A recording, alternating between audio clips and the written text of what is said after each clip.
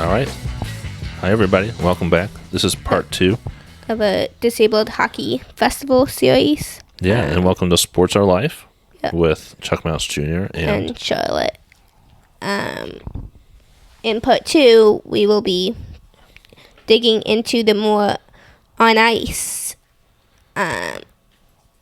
direct involvement in the game. Mm-hmm. We'll be talking to some coaches and then a couple players. And the coaches who are also parents as well. Yeah, and 2 of the coaches are parents also of a disabled hockey player. So we've got some terrific conversations. Let's not take too much time and get straight into those conversations. So here we go with the first conversation with some coaches representing the Chicago Blackhawks special hockey and blind hockey teams. And on to the interview.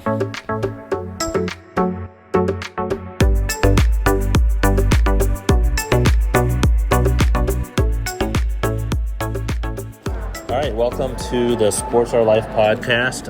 We are at the Centene Center for the USA Hockey National Disabled Hockey Festival this weekend. And with us today, we have some coaches.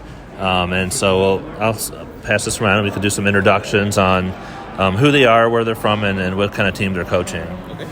My name is Wayne Millard. I am co-program director with my wife, Michelle. Okay. We're with Chicago Special Hockey. Okay. All right.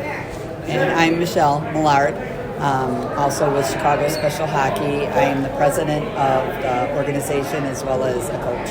Okay, awesome. Hi, I'm Malisa Komalarajun Essling. I am a coach with the Chicago Special Hockey and the Chicago Blind Hockey Group. All right, awesome. So why did you don't have to everyone have to answer the same question, but whoever's interested. Why did you decide to get into coaching disabled hockey or disabled hockey program? Our son, who's 21 years old, has Down syndrome, and he liked to skate, and I'm a Blackhawks fan. So we were skating one day, and I had posted it on Facebook, and a friend of Wayne saw it and said, hey, they have a team for disabled hockey in Glen Ellen. So we contacted them, got involved in the team, and then the goalie happens to be visually impaired, and I'm an optometrist who does low vision. So I was interested in kind of being her coach, so I stand behind her in games and kind of up, down, right, left. And, so that's why I got into it. Awesome. So I got into it when, obviously at the same time with our son getting into it, and then watching him out there on the ice. I never played hockey in my entire life, never skated. And so when I saw him out there playing with the coaches, and I saw how much fun the coaches were having with the players and enjoying themselves being out there, I got to be a part of this. Yeah. And it's absolutely amazing being out there with the players. It's so much fun. So I went out and learned how to skate, learned how to play hockey, and the rest is history from there. Awesome. Best thing I ever did. Yeah. Cool. My neighbor had a son who has Down syndrome, and I became their full-time babysitter. And after a while, she knew I played a bunch of sports, and she asked me to coach Special Olympics soccer. And somehow Special Olympics soccer translated to, soccer's kind of like hockey, so you must be able to play hockey, so why don't you give it a try? And the rest is history. That was about 20 years ago. Yeah. Melissa's one of the originals from when the team started. Oh, wow. Yeah, so our team's in the 23rd season, and she's from the year 2000 when we started. Oh, wow. Okay. We've only been part of it since about 2013, 2014. Okay. All right, great. Yeah, that was my next question, was how long have you been involved? That's fantastic. Yeah. I'm sorry we wanted to say.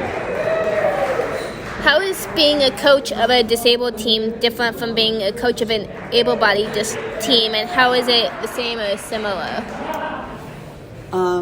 Well, it's definitely more similar than different, I think. Yeah. We train, we practice, we do off-ice conditioning, Definitely for the health benefits of the players, good exercise and things like that. It's different just because it's a little different. We do have different rules and things like that that we abide by. Okay. Just safety issues and things like that we have to abide by. Okay. So, comparing it to a regular team would be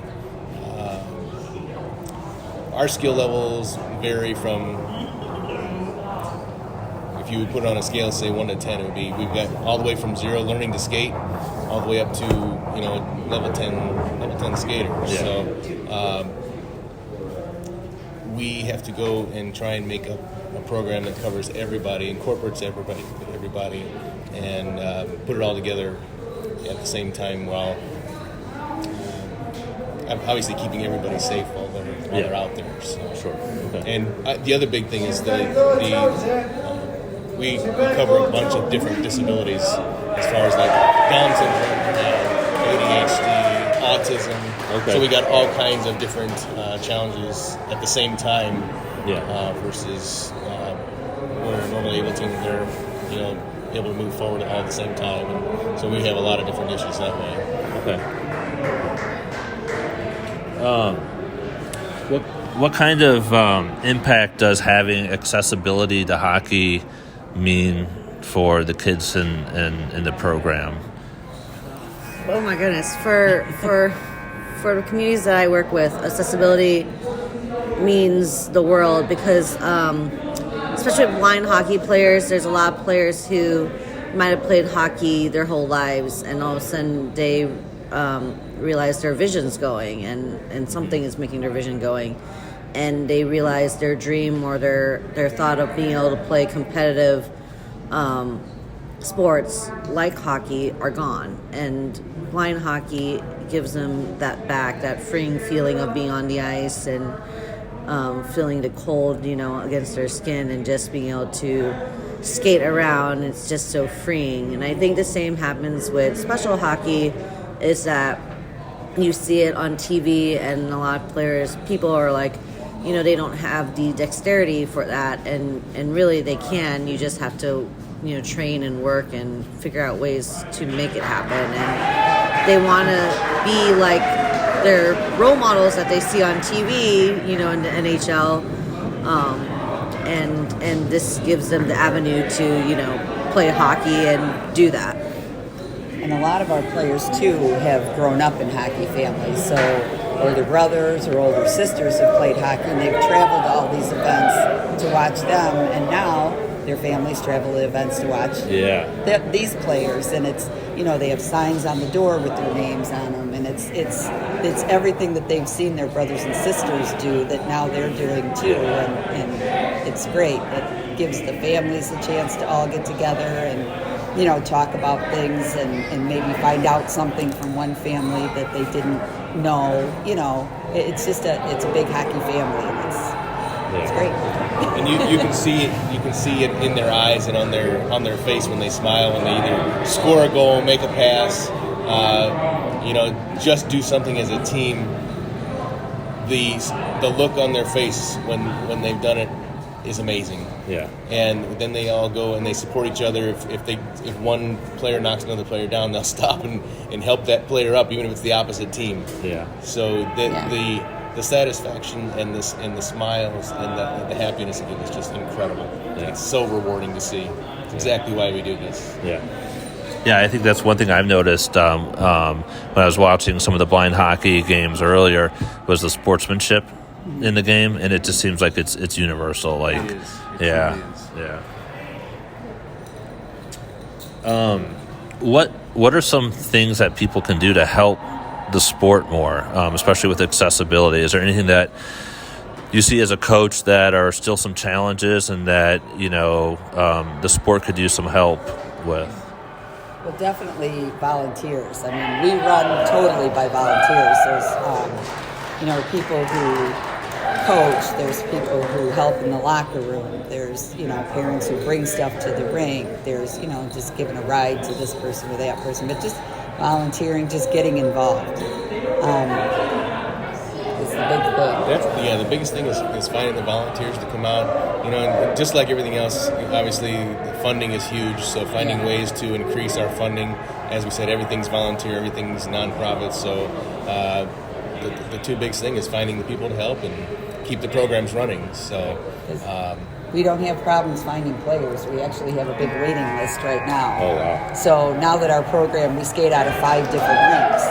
So, people see it, or someone will go to an event and say, oh, we got to go to hockey. Oh, wait, you play hockey, And I mean, we're really growing huge. So word of mouth and just seeing us out and about is huge. We did a lot of advertising over the last couple of years to try and bring more players on, and it's now taken off. We don't have to go out and advertise because they're actually coming to us. And like you said, we've got a waiting list that's hopefully going to go all nice next season. So that's awesome. Yeah. I would say volunteering is huge, but also just getting the word out for, especially with blind hockey. I know there's a lot of players who don't even realize still that exists, and so if someone has a situation where their vision is going, to say, hey, this exists, you didn't lose this, you can still have it, is that's something we want to give back, and hopefully people can catch on and do that.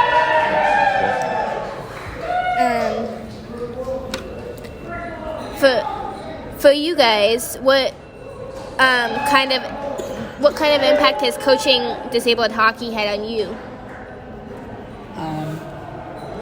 It definitely, something I look forward to every week. I know that. It's as rewarding for me as it is for the players. I mean, we love it. We look forward to every practice, every event. I've made a lot of good friends through this, and it's had a huge impact, positive. For me, it's super rewarding, but also it gives me always a sense of hope. Just if something were to happen to me, or if I have, I'm pregnant, I'm going to have a child, and I've had a doctor be like, well, your child might be born with Down syndrome, and my mindset is, so what, and whereas their mindset is doom and gloom, and mine's that's a future special hockey player, who cares. It also gives me hope in a sense of I also am a diabetic. If my vision ever goes, I have a community that I know will support and help me, and talk me through things, or teach me how to play hockey, in that way, and give back. So they always give, I think, a sense of hope and a sense of just perseverance and hard work, and never giving up. I would say exactly the same thing that the ladies have said. It's had a tremendous impact. Our son with a disability, with Down syndrome, he gets out there and participates, and he's a part of everything, and everybody gets to see him do it just like everybody else in normally able leagues, and it's absolutely, truly rewarding. So. Awesome. Well, thank you for taking the time to talk to us today. I know this is a big weekend. You have a lot of commitments as coaches, and thank you so much. You're welcome. Thank you. Yeah, thank you.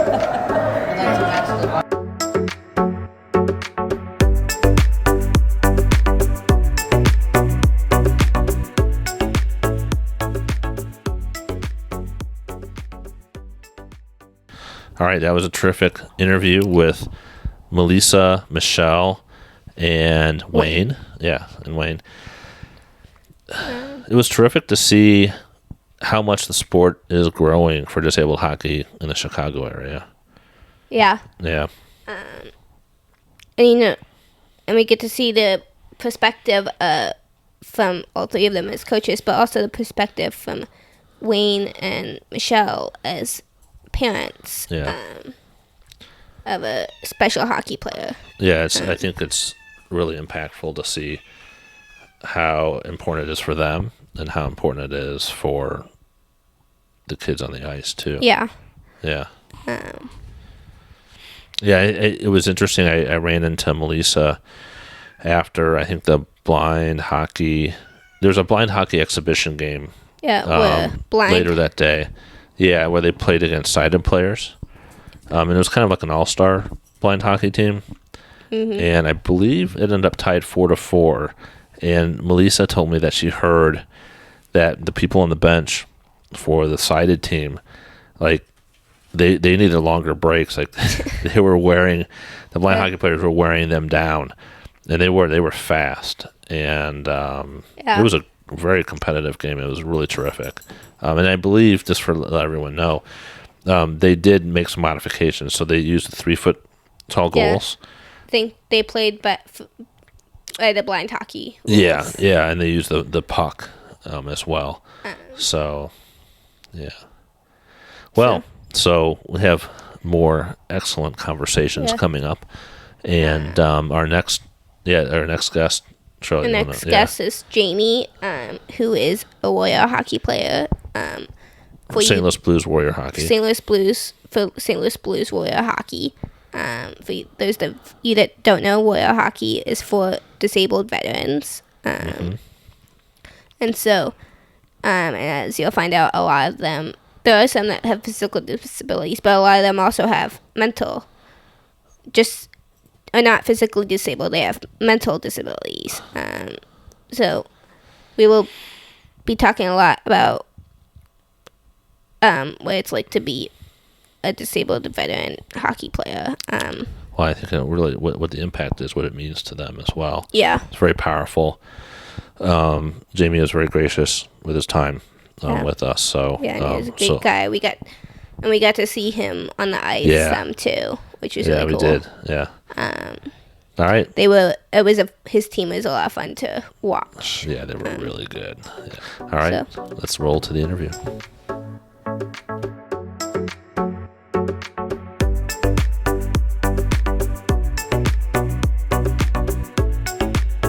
Hi, and welcome to the Sports Our Life podcast. My name is Chuck Mounts Jr., and this is Charlotte.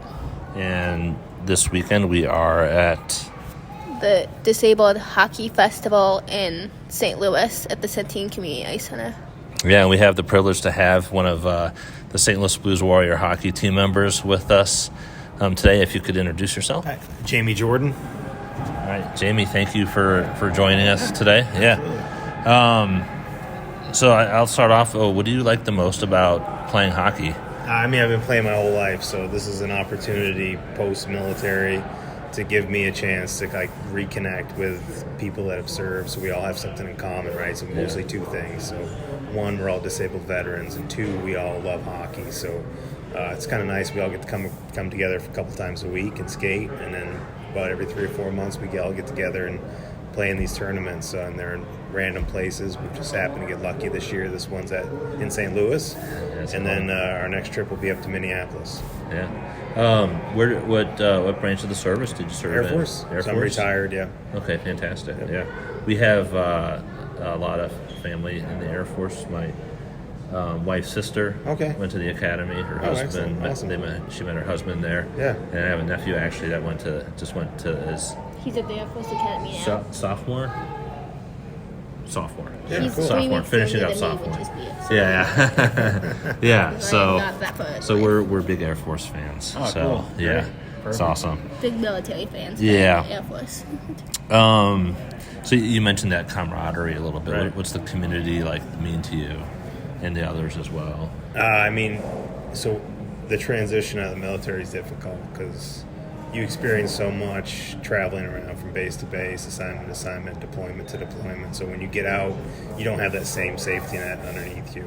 So it's difficult to transition into either the private or the public sector, and it's difficult from a kind of a mental and emotional standpoint, not so much physical. But we all have disabilities and service-connected disabilities that span from A to Z. And this gives us an opportunity to kind of come together, like I said, 2 or 3 times a week as a collective group. And there's a little over 100 of us.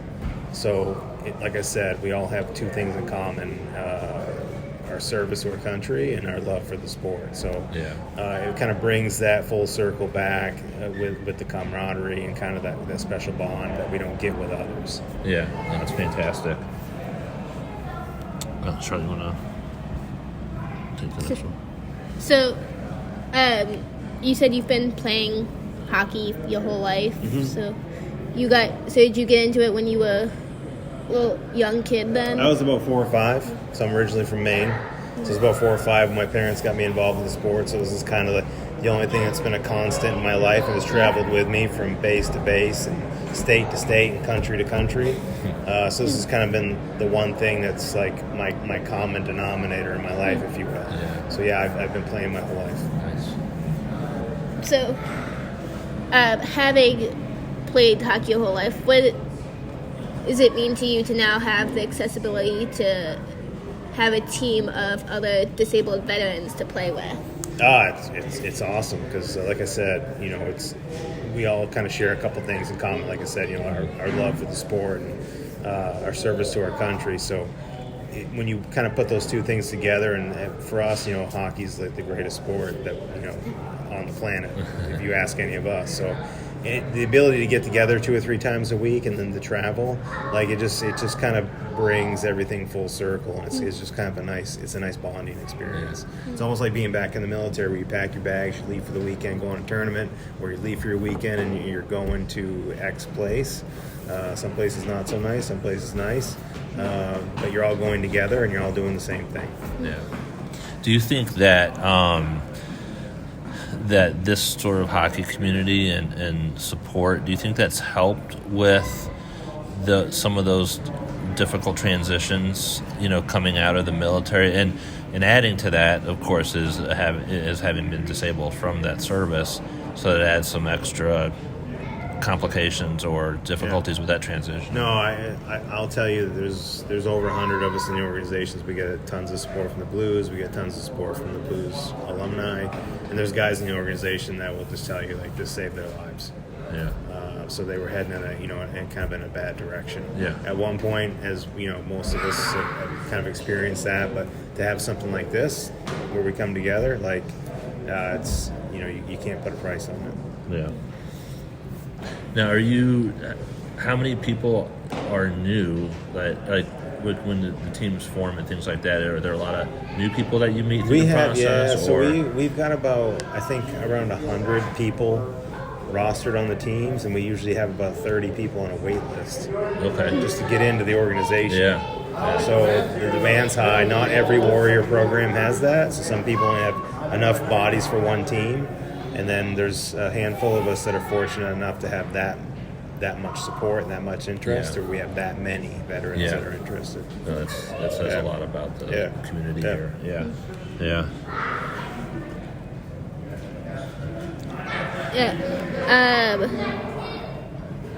Are there other accessibility challenges playing sports you have faced, and how can people outside of the sport help with that? I'll tell you, we have so there's 4 tiers of skill levels in the St. Louis Blues Warriors program. So Alpha, Bravo, Charlie, Delta, Alpha being the highest. The only guy that we have that has a physical disability, he's actually on Alpha, the top team, where he if you look at him, one of his hands, he only has his thumb. He got hit by an IED when he was in Iraq. So that guy, it says volumes about who he is. He's playing on the highest league, in the highest level in our organization, and he's definitely limited in his ability because we all have 10 fingers. Yeah. He's got 6. Yeah. And that's difficult when you're holding a stick and handling a puck. Yeah. But he makes it work. He's determined. How can people better support the Warrior communities, both hockey and just in general?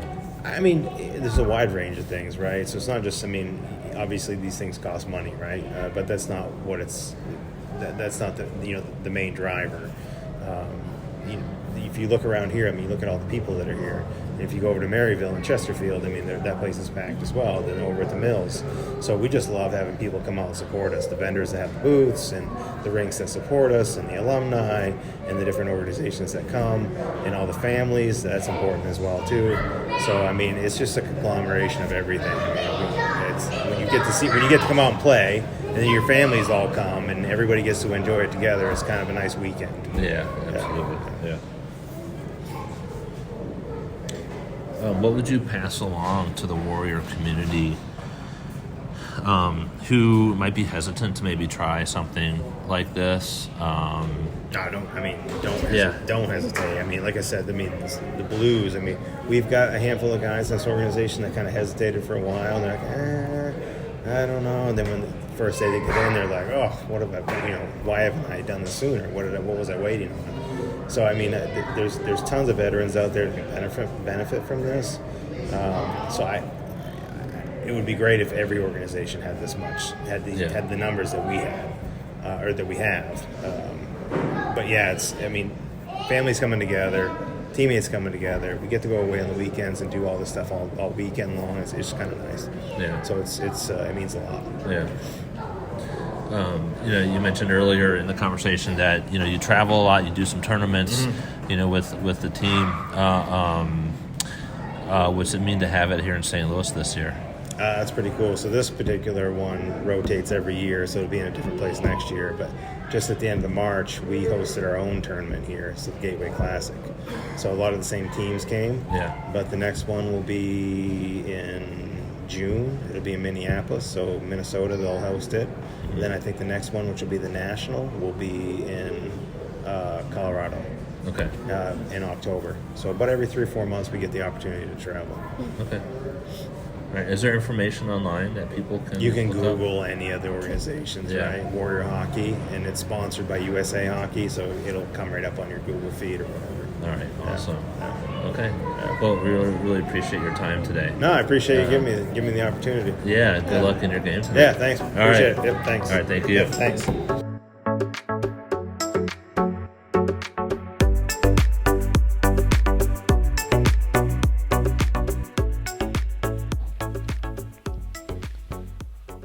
All right, that was a terrific conversation with Jamie. I hope people got the sense of how important this community is to disabled veterans.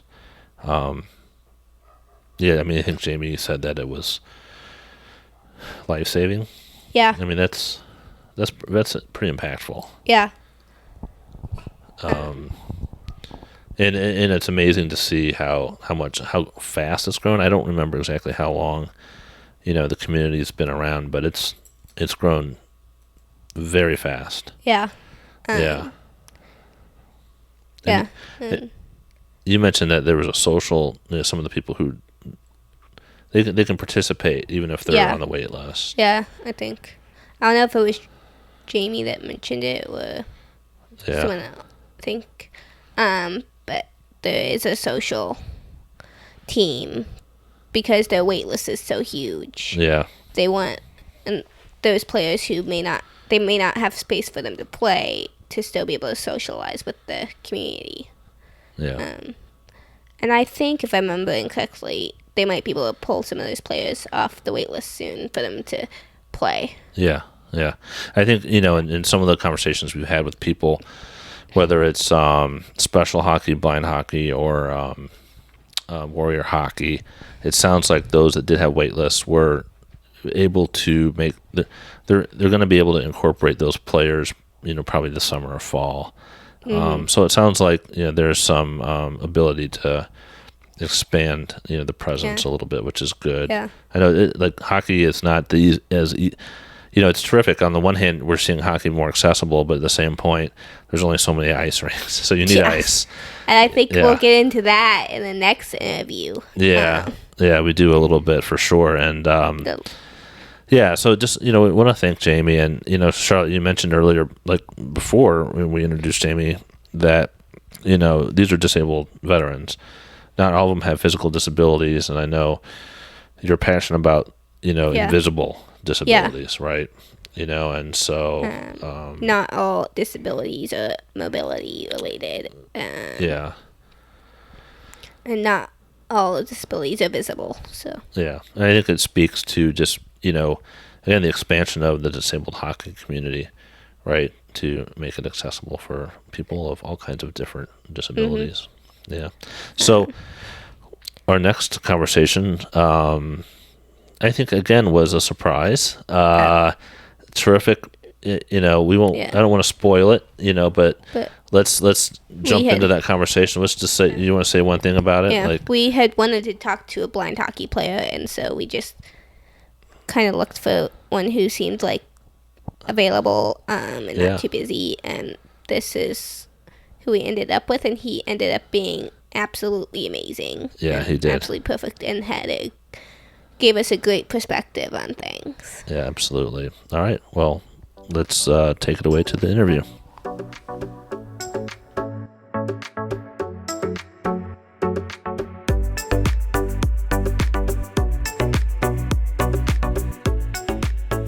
All right, we're rolling. So, Charlotte, you want to go ahead and do the introduction?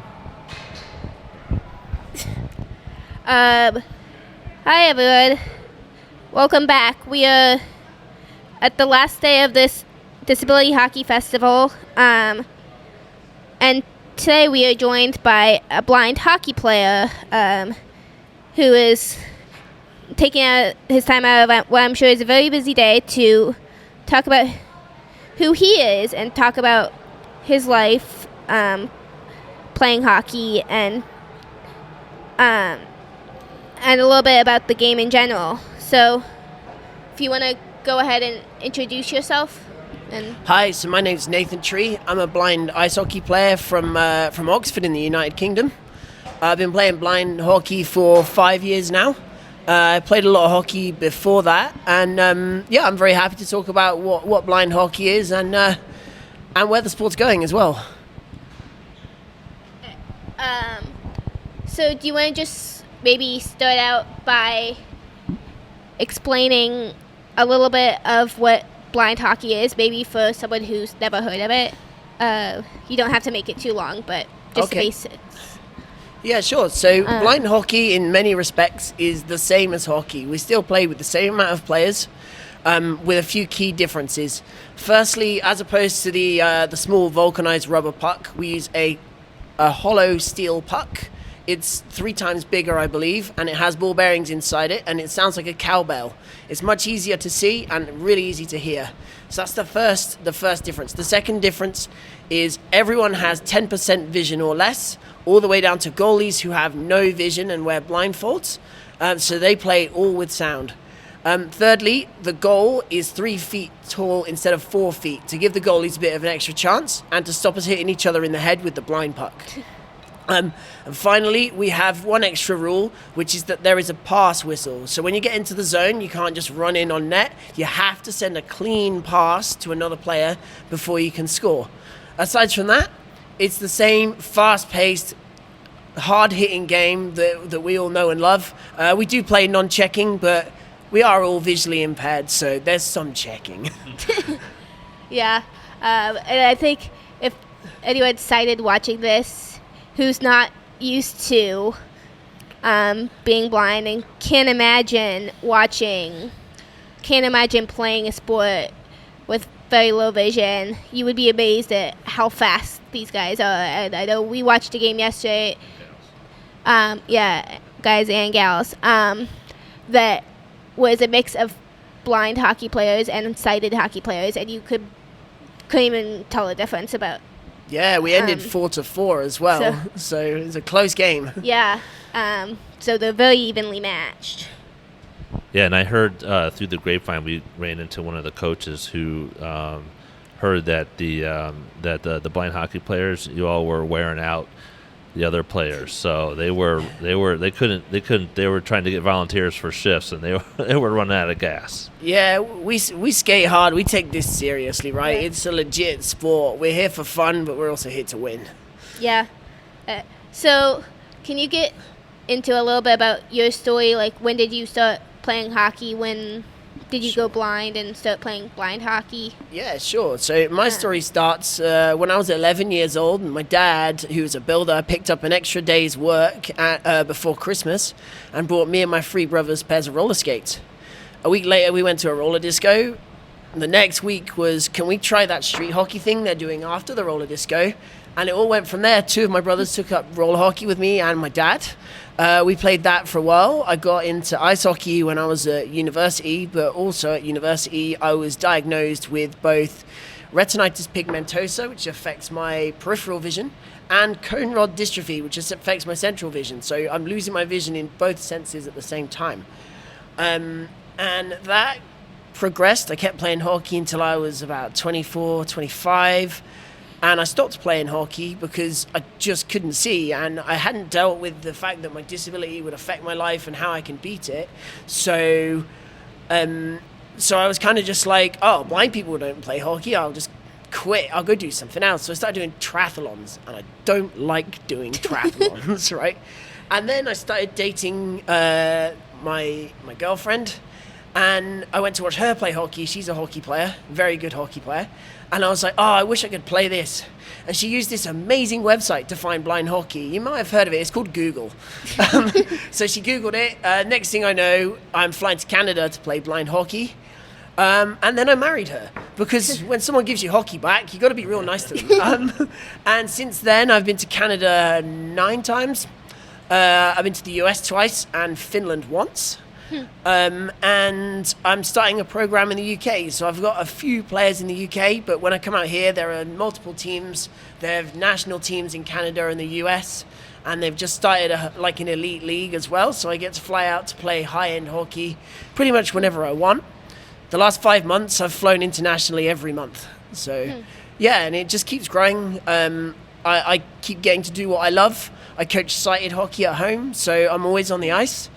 And my wife's the same. She's always on the ice too, so we just live a hockey life, and it's amazing. Could you talk a little bit like what it's like in Great Britain hockey environment there, or lack of it, and also what it's like to work on your game when you're there, because I know you have to get thrown into different teams when you travel. So hockey's not as big in the UK, even though we've got a lot of roots in the origins of hockey. The team I play with is the University of Oxford team. They've been going since 1885. Wow. And there's records saying that they were also starting to put something together on ice on a lake in 1845. So massively predating the NHL, stuff like that. Our rinks are limited, so like you're lucky if your city has one. But there's always a few within an hour's drive kind of thing. In terms of playing blind hockey, I just managed to convince teams to let me throw a blind puck on for one game, for like one period. And that just includes me in the game. Otherwise, I just still play with a regular puck that I can't find. I just, forecheck the body because I can see that. And when I do get lucky enough to get the puck, I've got to make something happen with it. I still score a few goals every now and then. Still manage to get the shot off. And, things are building. I'm getting more interest in the sport. I just keep begging people, saying I don't want to have to keep flying internationally just to play the sport I want to play. So, it's certainly interesting and very exciting to be working on something that gets people doing more sport, right? Yeah. I was just going to say, it sounds like while there may be a lack of opportunity a little bit, but you're influencing some of the folks there, and that there is some potential there to build a blind hockey community in the UK. That sounds like you're making some good strides there. Yeah, we're getting a lot of support from the international community as well. So 4 of us from the UK, we went to Finland in December. Finland have just put a team together, so they've got about 20 players, but they included us, so we got to go play there. They include us in Canada, they include us in the US, so, there is a kind of direct path to people if they do want to play. And I know even in regular hockey, when you get to certain ages or ability levels, there isn't that many opportunities. So I like the fact that we can offer as many opportunities as people are willing to take. Yeah.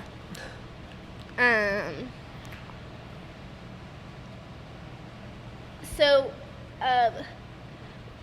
you talk about convincing people to use a blind puck. So you play with sighted players. So is that, I guess, just kind of like what we've saw yesterday with the sighted and blind game? Is there any unique challenges to that playing with being blind and playing with sighted players?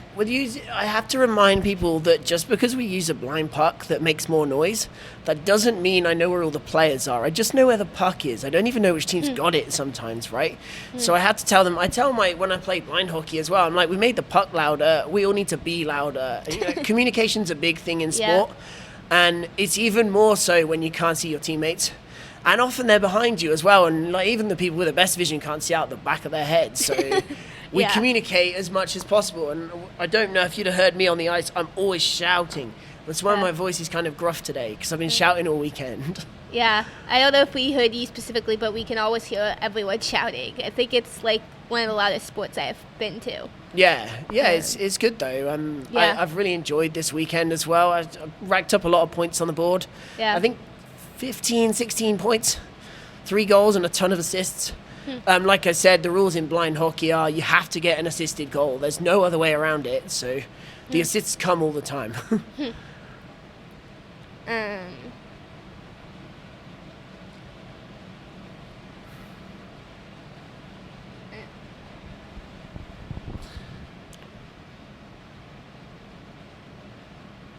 Let's see. So you talked a little bit about I think finding this community and sort of reinvigorating your this lifelong passion you've had with hockey. I mean, when you're out there, what are the emotions like? What does it feel like? It's twofold, really. So on the ice, I don't feel like I'm playing disabled sport. I don't know what that would feel like anyway. I just feel like I'm playing hockey. And that is something I cannot thank my wife enough for giving me that back, right? This was her idea. And it just feels like I got my life back. Even when I stopped playing hockey, I still thought about it all the time. Like, you'd find me walking around my house pretending to, like, dig the doorway and stuff like that. Like, and it's just, like, it's the most incredible feeling. Anyone will tell you, as soon as I put my skates on in the locker room, my smile goes up, right? It's just freeing. As a blind person, you rarely get to move as fast as you can, right? Because you're afraid to run into something. In hockey, it doesn't matter, right? I can go as fast as I want. If I run into someone, they've got equipment on and they were expecting it, right? Yeah. So it's just, it's something I can do to push myself that just is unparalleled in any other aspect of my life. Yeah. And in terms of being at these kind of events, being part of a community where everyone's got the same challenges, the same problems, but we all deal with them differently. It's just fun to be able to connect with people like that. And, no one's giving you any slack. It's like, I can't do that, I'm blind, is not an excuse in the blind community, right? So it's invigorating, it's motivating to see, like, people come here. I know, at least in the UK, only 1 in 4 blind people have a job, like, and that's people who are working age. Sure.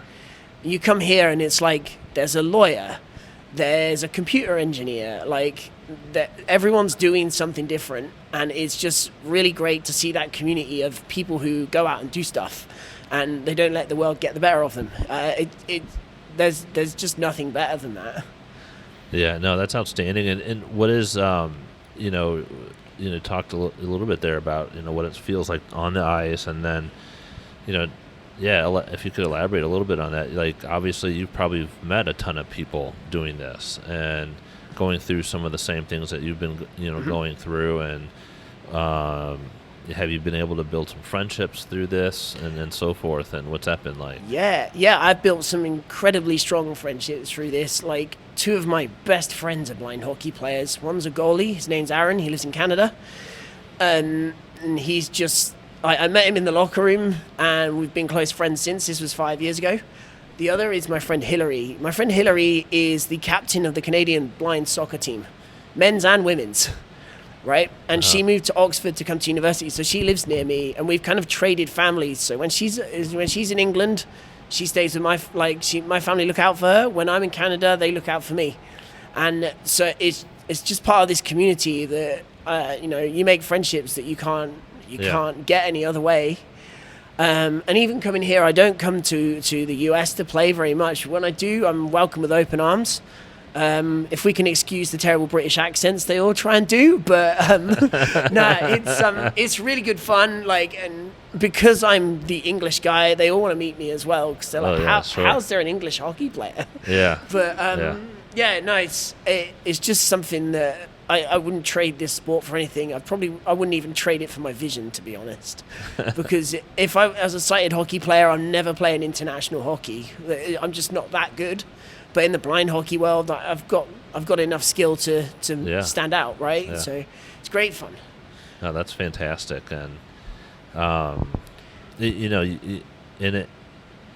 look, there's no question, and for those who haven't seen blind hockey, the competitiveness on the ice is the same, if not more, than any other hockey game that's out there.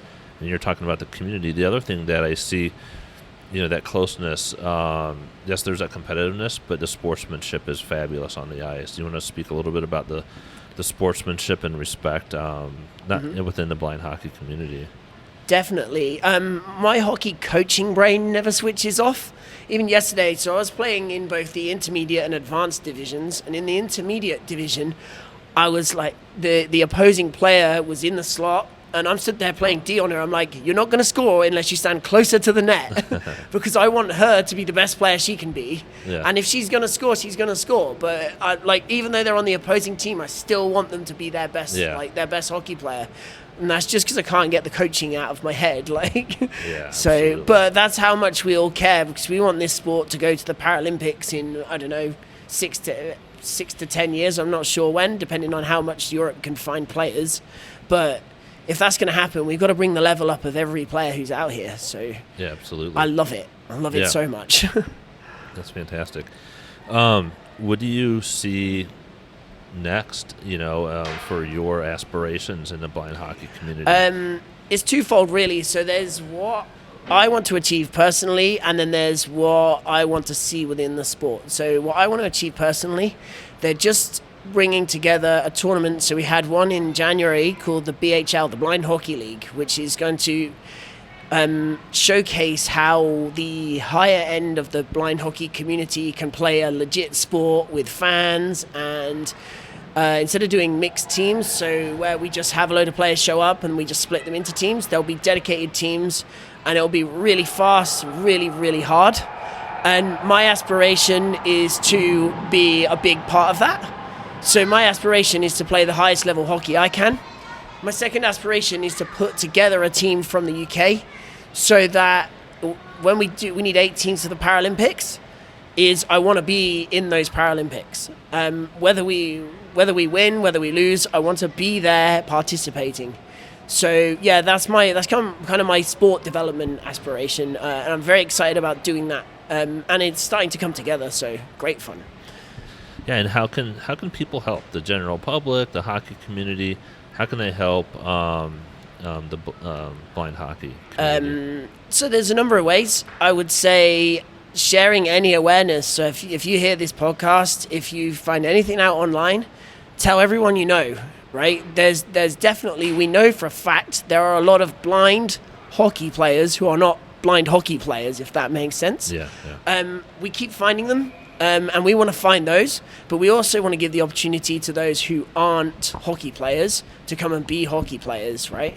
So anyone who can share anything, there's the International Blind Ice Hockey Federation exists online. I'm Blind Ice Hockey UK on Facebook and Twitter. There's Canadian Blind Hockey, there's US Blind Hockey, anything you can do to help. If you can help with any donated equipment, especially if you're in the UK, any UK listeners, I'm looking for donated hockey equipment. Anything. Spreading the word is the biggest thing right now, though. All right, fantastic. Well, I think that's all the questions we have, Nathan. Thank you for taking the time to do this. It's been fantastic meeting you. Yeah, well, thank you to both of you. I look forward to hearing it. All right, thank you. Have a terrific rest of your visit here. Thank you.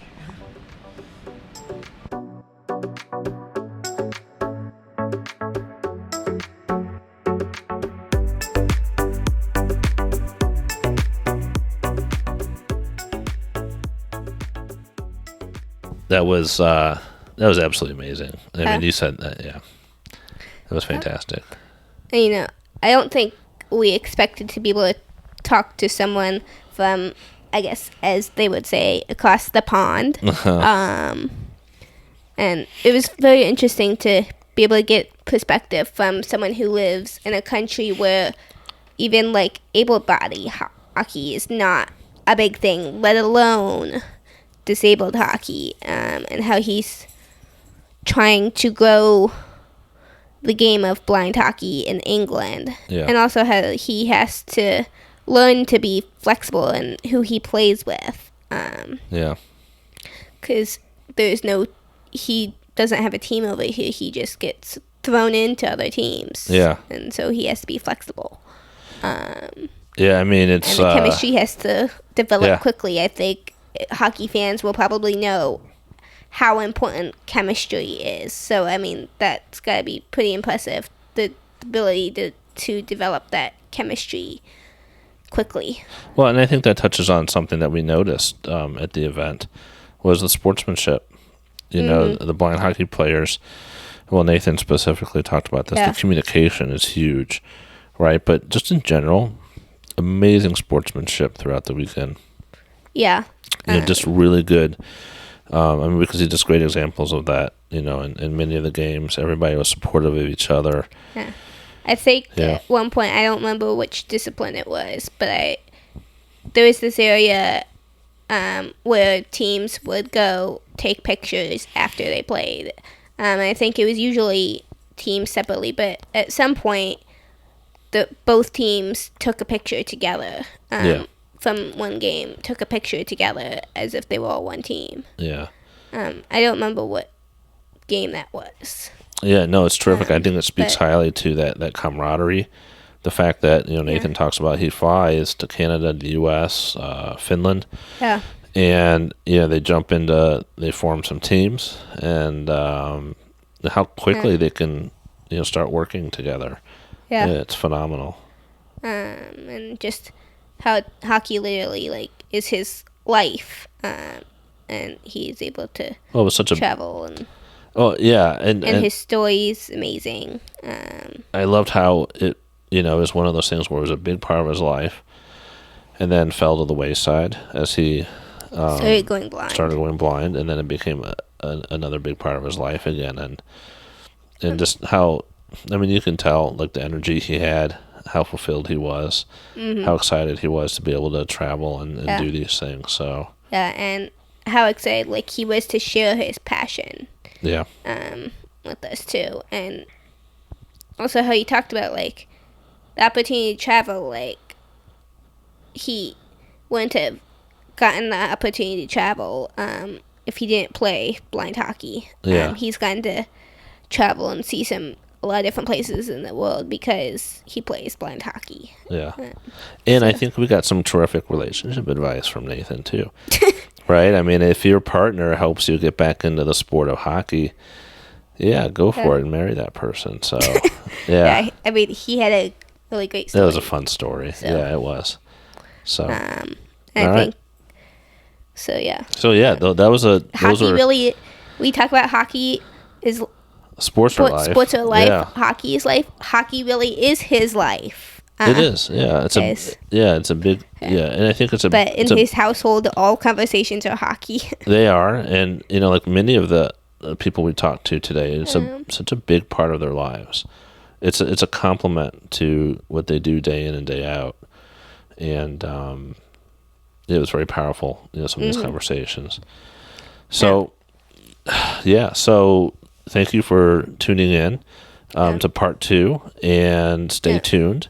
There will be a part 3. So thanks for listening, and keep an eye out for the show notes so you can learn how to contact all these different organizations.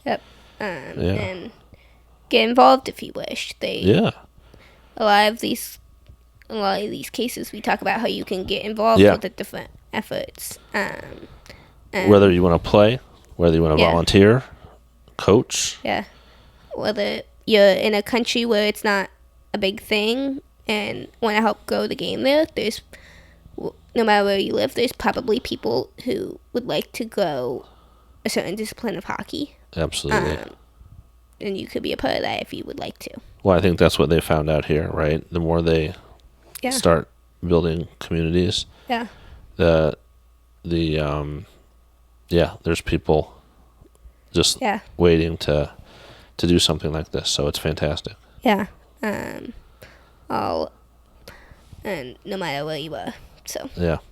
All right. Well, thanks everyone for listening, and we will talk to you soon in part 3. Thank you.